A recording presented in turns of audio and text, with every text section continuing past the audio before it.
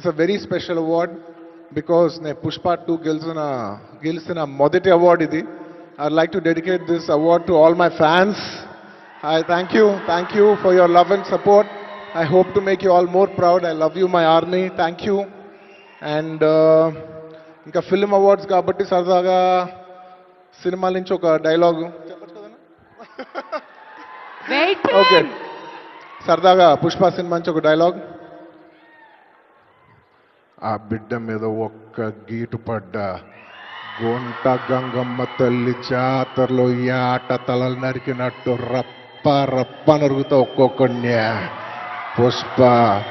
పుష్పరాజ్ అసలు తెగ్గేదెలే. Thank you so much. I'd like to thank all the Pushpa fans from all over the world.